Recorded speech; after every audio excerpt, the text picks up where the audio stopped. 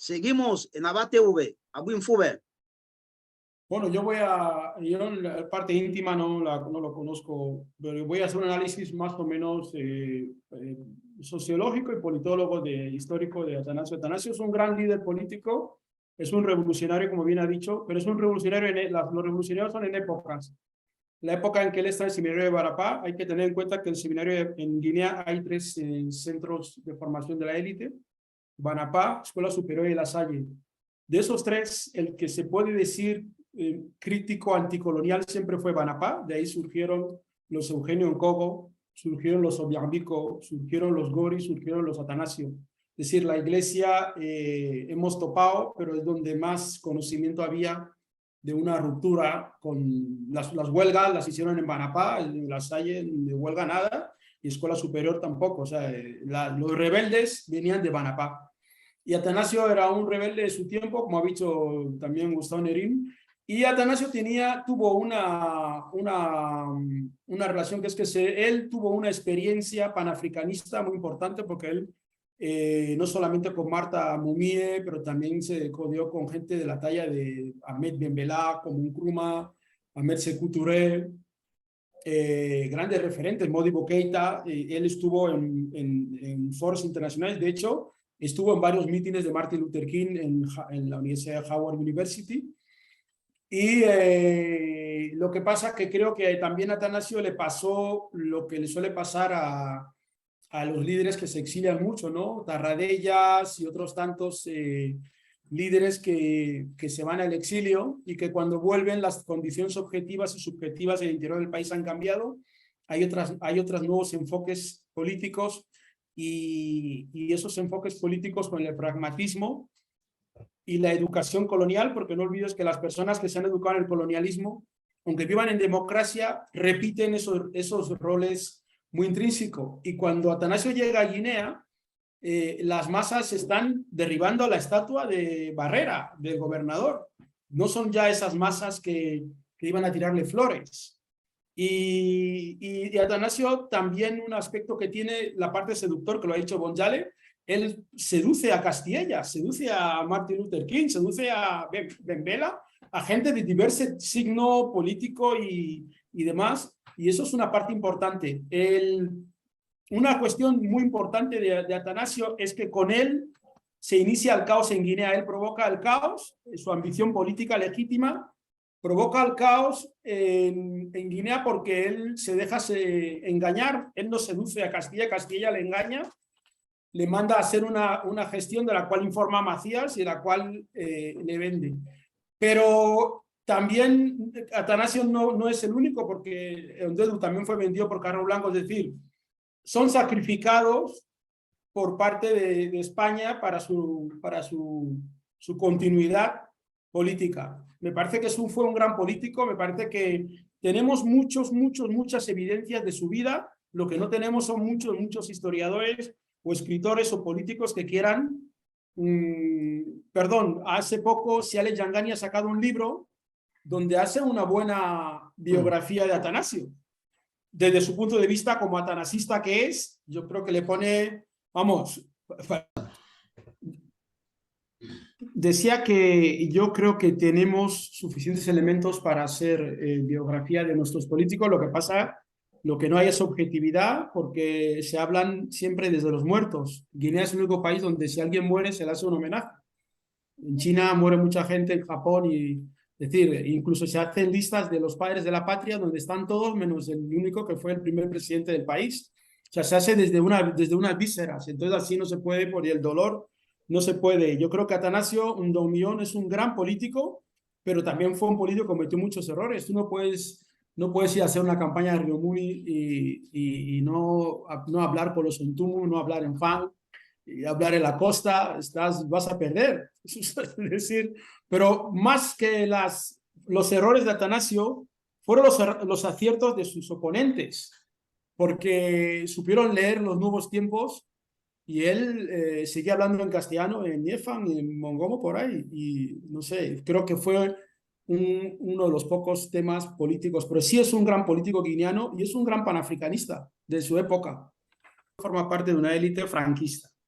aunque haya estado fuera. Todos los políticos guineanos eran franquistas y creían en el autoritarismo, creían en esa visión elitista. Lo que pasa que, bueno, que cuando Atanasio llega, y lo he dicho antes, encuentra que las condiciones, es que España cambia la jugada, porque España convoca elecciones, España pregunta al pueblo, y al preguntar al pueblo, el que tenía la capacidad política y visión política de una persona adulta era Macías, porque los demás iban incluso, viendo esa conferencia que dio Gustavo, iban incluso más a la derecha de España. ¿Sabes? Uno que se llama, uno que es un Doué, Bote. España nos ha abandonado, España tiene que... O sea, todos esos discursos reflejan que realmente España les cambió la jugada, porque España le dice, no os preocupéis, te voy a poner a Dedu, te voy a poner el poder, Atanasio te voy a poner... Y luego vaya a hacer elecciones que pierden. ¿Qué significa? Que les hace la jugada, pero realmente Atanasio, cuando regresa a Guinea, el pueblo guineano había sufrido una evolución muy grande. Ya no era el pueblo guineano del año 58, ya era el pueblo guineano que había atentados en Guinea, el famoso grupo del Misón, en el Bibín, en Micoamisán. Carlos, tú lo sabes, había atentados contra la Guardia Civil. Sí, Había, sí. no es, esta historia no es de unos cuantos políticos de la élite guineana que se unen en Malabo con los blancos y negocian. No, había actividades de gente que estaba en contra. Luego nació Unión Bubi, nació Unión Fernandina, y Atanasio llega allí y resulta que los votos que él podía tener pues se reparten entre Unión Bubi, Unión Fernandina y otros grupos pequeños que van surgiendo. ¿Y Macías qué hace? Macías sí aglutina al secretariado conjunto, aglutina sobre todo a quien era el cerebro, que era Ollonalo y Zuenchama, que eran los cerebros número uno que traían a toda la gente del interior. Atanasio nunca tuvo a alguien que, porque con todos los respetos al compañero que habéis citado antes. Se puede interrumpir, ¿eh? Ya, sí, Estamos en tiempo libre. el 2 que habéis minutos. citado antes, el compañero de Atanasio, que también José le Llamané. mataron. José No, Llamané el otro. otro, el que le mataron, que también era ministro. Y Bongo, Atanasio. Ibongo. Bongo no era ministro, era embajador. Embajador. Perdón, con todos los respetos, Ibongo no tiene Sí. ninguna talla política para atraer ni sumar masas. No tenía el nivel, no tiene el nivel de la talla, pero para sumar, miras un segundo, un tercero que sume. Y Macías tenía Zuenchama, Vivín, el otro, Oyono, que traían a toda esa gente, más Justino Mba, más tenía la gente que movía. Ellos no, Atanasio no tenía. No tenía gente bueno, sí, decían que eran intelectuales, pero un intelectual, ¿cuántos votos lleva? Sobre el tema del elitismo, se ve en el estilo de golpe. ¿Sabes? ¿Cuánto vas a detener a alguien, sentarte en el sillón y permitir que ese vuelva otra vez y te detenga? Eso solamente porque estás esperando que los guardias civiles y el poder elitista español te va a proteger. O sea, no estás pensando en que el pueblo va a salir a defenderte. No cuentas con el pueblo. Mientras Macías armó a todos esos matones en la calle y el pueblo y los echó a la calle. Malige, ¿qué fue? ¿Cómo se creó? Primero, en el año 48, después de la Guerra Civil Española, los primeros movimientos se llamaban la Cruzada de Liberación Nacional, que el propio Acacio Mañé, Marcos Rupour y Enrique Mboy y otros. Una vez que Acacio Mañé muere, que otro como decía Ondela, cada uno muere por su tonto. Va a una iglesia y le cuenta a un cura que va a hacer va a ir contra España, el cura le vende y tal. O sea, lo mismo, ¿no? Un tipo muy brillante, el Acacio Mañé este.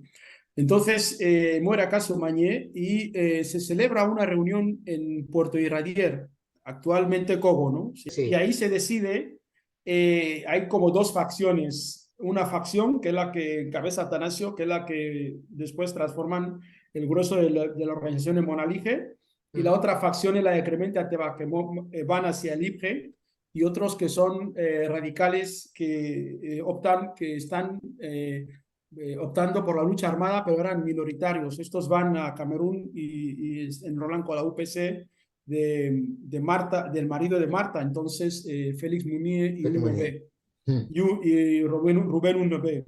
Entonces, entre estos, el grupo que cabeza Atanasio de Monalige es el grupo uno de los mayoritarios, que van al exilio y con ese mismo grueso montan el Monalige como organización política y que es una de las organizaciones políticas que tenían más presencia en Guinea o que tenía dentro de las clases, las capas, digamos, intelectuales, formadas, más o menos, pues era este partido y que tenía gente en el interior y que Macías estuvo en el Monalige, le expulsaron cuando intentó tomar el poder, también fue al Monje, también le expulsaron también por lo mismo, y cuando Atanasio volvió, se hizo un congreso y le situaron como líder de la organización que él era desde el exilio, ¿no? También decir que Monalige era de los partidos guineanos que tenía un discurso escrito, más o menos, digamos, una socialdemocracia. Atanasio sí era revolucionario, pero sus dirigentes en el interior del país pues eran más o menos como son los guineanos, ir a misa, bautizos, comuniones y todo eso. Atanasio fue muy astuto también, porque él aceptó pactar con Macías para luego aniquilarle y darle un golpe. O sea, eso es un tipo astuto. Ndodu ni siquiera llegó a ese nivel de astucia. Decía que también venía como Dios me ha dado el gobierno, es lo que decía Ndodu. Ni siquiera tenía esa astucia, te confiaba tanto en España que ni siquiera pensaba en, bueno, me junto con él, después lo mato. No, pensaba que Carrero Blanco, como bien ha dicho Gustavo, manda en España y Carrero Blanco mandaba en España lo que mandaba, pero no era todo España. Y entonces, por lo menos, Atanasio tuvo esa astucia. Yo creo que el momento va cambiando muy rápidamente en África y en el mundo. España también va evolucionando muy rápidamente. España pasa de no, así, sí. Y Atanasio, yo lo que creo es que me recuerda mucho al proceso catalán, que lo viví en el 2017, donde los partidos políticos que en principio encabezan ese movimiento, el partido fundacional que es CiU se hunde y aparece un tsunami de gente que va al proceso y los Puyol pues se quedan en el camino. Pues eso es un poco Atanasio cuando llega el momento de que hay un tsunami que quiere la independencia de Guinea. La independencia total, no provincia autónoma y todas esas cosas, no, total. Hay ciertos políticos, en este caso lo que ha dicho Carlos, las acusaciones que hacen Atanasio, pero Macías también hace una campaña en el interior que dice Atanasio Apuansi, Atanasio está vendiendo el país.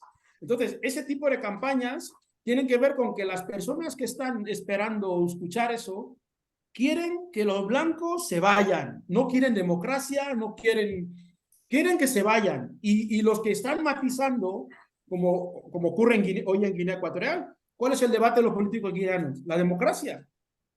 El contexto en el que se movía a nivel nacional e internacional. Yo creo que Atanasio se movió en el contexto del panafricanismo que fue muy importante en aquella época, en aquellos años. Ghana se independizó en el año 58, Mali y también Guinea-Conakry, y yo creo que Atanasio fue muy influenciado por lo que fue la UPC. La UPC camerunesa fue un movimiento, empezó siendo sindical y acabó siendo un movimiento armado y político. Le influenció bastante. Yo creo que los éxitos internacionales también tienen que ver con que van dando efecto en el pueblo, ¿no? Creo que hay un mantra que Bonjale ha repetido y que se repite todavía mucho y es vincular democracia con descolonización, como si fuera algo obligatoriamente. Yo invito a leer a Mao Zedong, las 4 tesis de Juan Chu, donde aclara todo ese tipo de cosas. Franco podía perfectamente independizar Guinea y seguir siendo una dictadura y seguir siendo lo que sea. Y el caso de China y Japón y Corea, bueno, son casos, ¿no? El vincular democracia con autodeterminación, el que se dio cuenta rápidamente fue Macías, que España iba a soltar Guinea y que bueno, que España no iba a imponer a Guinea ningún tipo de obligación democrática porque España tampoco lo era y las Naciones Unidas tampoco exigía ser democrático, te exigían ser independiente, autodeterminación. No era era una cuestión moral, pero no era una cuestión política. Y Atanasio, yo creo que su relación en Gabón, su experiencia en el Congo, luchando contra los amigos de Patrice Lumumba, toda la experiencia que Atanasio atesoró a nivel político internacional, yo creo que Atanasio la supo manejar bien, pero tiene todo ser colonial tiene sus limitaciones. Y podemos ver, podemos ir al presente con Tomás Mecheva, luego montan el CPDS, luego el CPDS ya no sirve, luego son relaciones coloniales y los guineanos y los africanos en este caso tienen que saber que si estás en el bando en las manos de Castilla, en este caso, en las manos de Carrero, no dejas de estar en las manos del colono o de Estados Unidos. Y claro, y en última instancia, pues te hacen lo que hicieron en Ndoyedo. Con Ndoyedo se va a Gabón y mandan a la Guardia Civil a traerle otra vez para que le maten. Eso lo dice España, porque quiere congraciarse con Macías, porque ya es el juego de la Guerra Fría. La Guerra Fría también juega mucho, es muy importante la Guerra Fría en el caso de Guinea. Atanasio también adquiere un marco ideológico muy importante que va a traer a Guinea.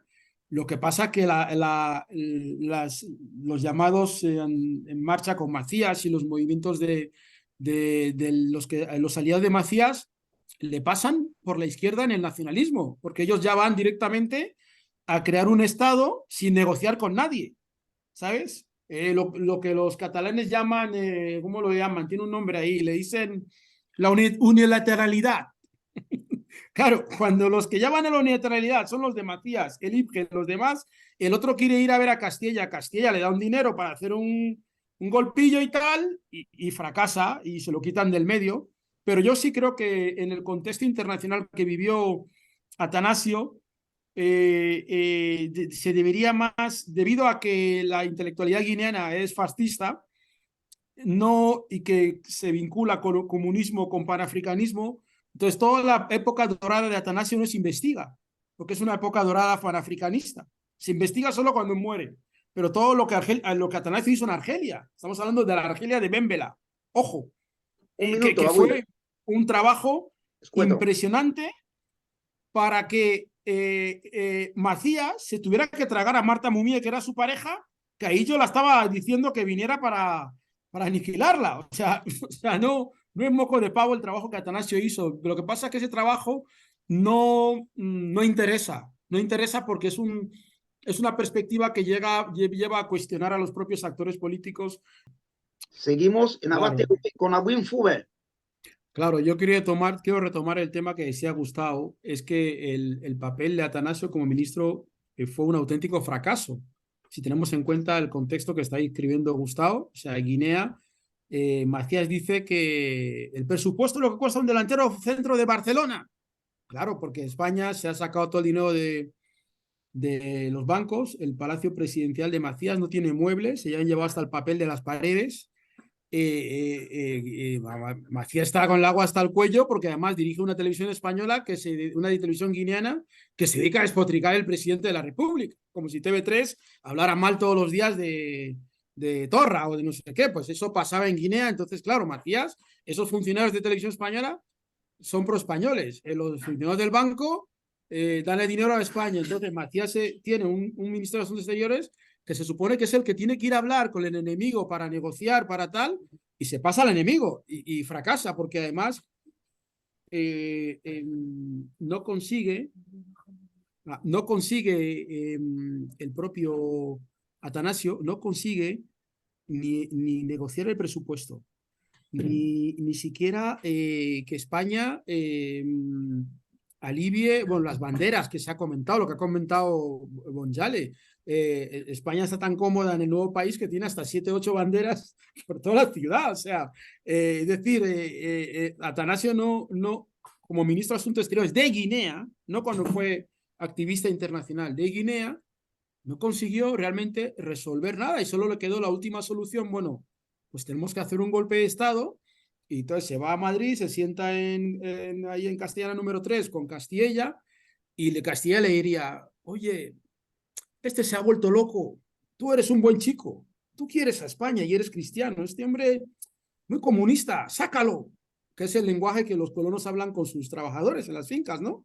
Y no olvidemos, que eso lo señala muy bien a Baidu en el seminario de Macías, y también en el propio documento que hizo Gustavo la Complutense, todos los políticos, no solo Atanasio, todavía hacía 2 días que España era su madre patria, era algo nuevo. Le llaman por teléfono de España y se pone a la orden: mi teniente, dígame qué hay que hacer. Entonces no le va a decir, no puede discutir con ellos. Y cuando el dinero, porque en el libro de la biografía de las memorias de este que fue ministro de Macías, que él lo dice, que Atanasio estuvo allí, le dieron un sobre, creo que fueron 6 millones de pesetas de la época, para dar un golpe de Estado en Guinea. Él llega a Guinea creyendo que la Guardia Civil y las fuerzas españolas van a apoyar el golpe. Y claro, cuando yo digo que, por ejemplo, que su gestión no fue buena, porque como ministro de Asuntos Exteriores tenía que haber sacado algo de España, y España no dio presupuesto, España no dio su brazo a torcer, y después, cuando Atanasio muere, España trae el dinero en metálico, en unos maletines en metálico, el dinero que se supone que era nada, que es un delantero centro del Fútbol Club Barcelona, que era lo que decía que costaba el presupuesto, porque Guinea sin presupuesto querían ahorcar a Macías sin dinero, que la gente salga a la calle a protestar y le matan y fuera. Pero eso no sucedió. El pueblo salió en defensa de Macías, lo cual significa que Atanasio, siendo ministro, tampoco generó apoyos populares para defenderle ante una situación como esa. Marcos Boney, que era el militar que iba con Atanasio, no le seguía a nadie dentro del ejército, era él solo. O sea, es decir, con todos los respetos a Marcos Boney, pero si tú vas a dar un golpe de Estado militar, tendrás que tener gente del ejército que te apoye, a militares guineanos.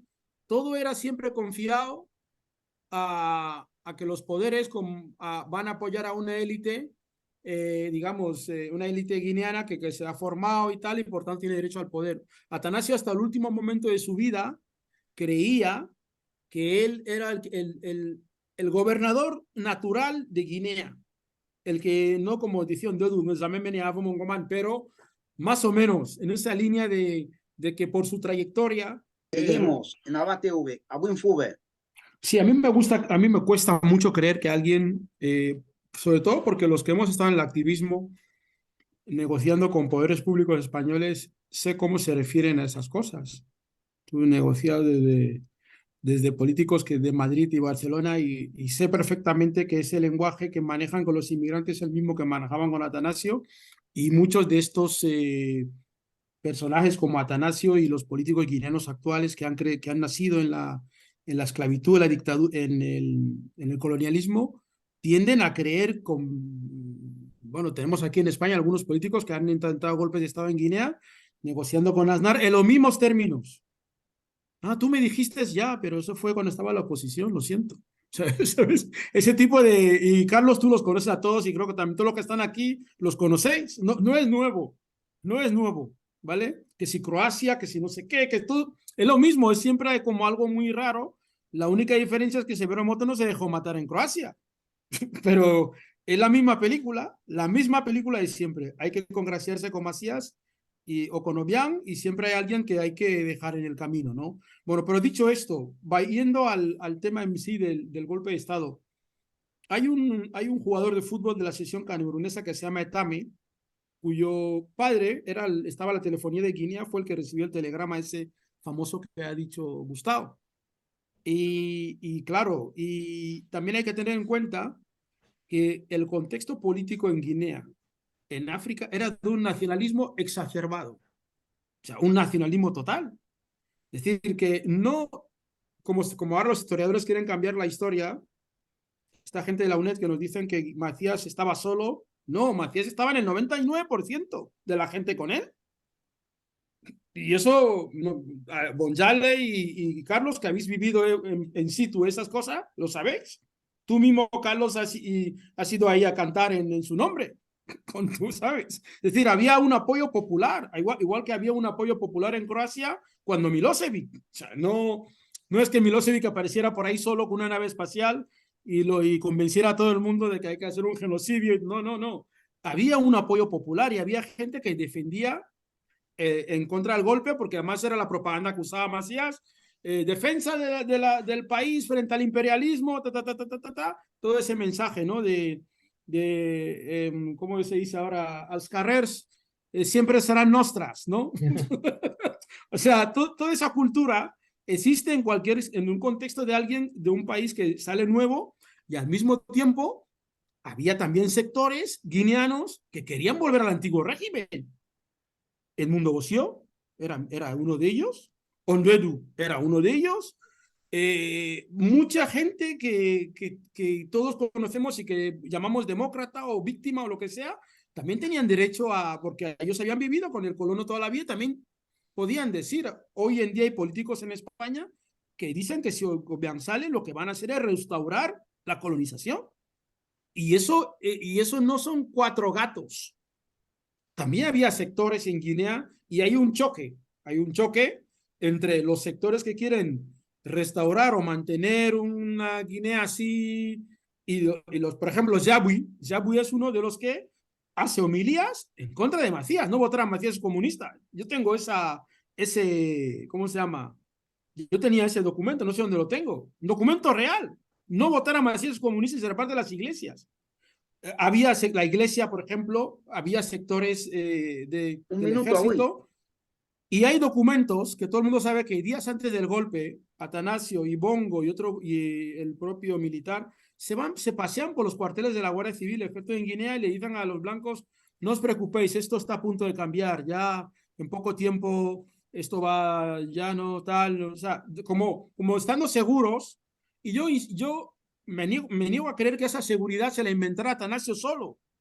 Atanasio no era tan tonto como para pensar que él solo podía hacer un cambio como ese sin apoyo de España. Además, lo iba contando en los cuarteles de la Guardia Colonial, de la Guardia Civil, del Ejército. No te preocupes, ya, mira, Carlos, mañana mismo nos ha tocado la quiniela, ya te daré tus 10.000 euros, no te preocupes, tal. Entonces, claro, va generando una expectativa de que hay un apoyo en el tema de subestimar. Yo lo veo cuando tú escuchas los discursos de los políticos guineanos sobre Obiang. No, ese tío yo le daba de comer en la salle, no es nadie. Esa idea de, esa visión de que Obiang era un don nadie, la mantienen. Sí. ¿Y cómo una persona que está 50 años en el poder es un don nadie? O sea, Franco fue un don nadie. Entonces, esa visión es típico de grupos elitistas y que creen que Dios los ha mandado a gobernar. Y Atanasio subestimó a Macías. Mira, hay comentarios. Yo entrevisté a don Ángel Macías, el hermano de Miguel Ayontutumu. Le entrevisté en Torrejón antes de morir sobre este tema, y también hablé con Trevijano. Y Trevijano me dijo, yo le dije a Macías, dijo una palabrota, no la voy a decir ahora, que esos dos refiriéndose a Ibongo y a tal, le traicionarían y le harían un golpe de Estado. Y yo le pregunto a Trevijano, en el bar que está enfrente de Intereconomía, en Modesto La Fuente, le pregunto a Trevijano, ¿y tú cómo lo sabías? Dice, el Servicio Secreto Español me lo dijo. ¿De quién era el Servicio Secreto Español? ¿De Carrero? Claro, o sea, es decir, cuando Atanasio hace todos esos movimientos, tiene alguna seguridad, él no era un tío suicida, no era un tío suicida semiloco que va por ahí haciendo cosas sin ninguna temeridad, tampoco era un tío así, él tenía, lo que pasa que él también se creía muy superior a Macías y subestimaban a Macías. Decían que Macías no ha estudiado, es un inculto, es un no sé qué, bueno, todas esas cosas que dicen hasta que Macías fue el que mató a Manolete y a Yoyes en el País Vasco. O sea, todas esas cosas hacen que, claro, Macías era un poco el problema que hubo entre Malcolm X y Elijah Muhammad, que Malcolm X era conocido a nivel internacional, pero el que siempre tuvo el control de la organización fue Elijah Muhammad, porque es el que estaba en Chicago, y el que estaba en Guinea era Macías, y Macías como presidente sabía perfectamente que llegado un momento España siempre va a elegirle a él, porque él es el que tiene las masas detrás. Pero las masas le han votado a él, y Macías tenía la legitimidad del voto, y luego Atanasio también tiene una cosa en su personalidad que no habéis dicho. Carlos habla de la ambición, pero esas personas que tienen esa ambición tan grande hacen lo que sea, hasta matar a alguien para coger el poder. O sea, lo de matar a Macías es lo de menos. Eso me parece lo mínimo. Lo mínimo que podía hacer Atanasio era matarle, porque eso forma parte de la ambición, y a España no les educó para que no mataran gente por política. España educó a Macías, a Atanasio y a toda esa generación para matar, porque Macías es un producto de España.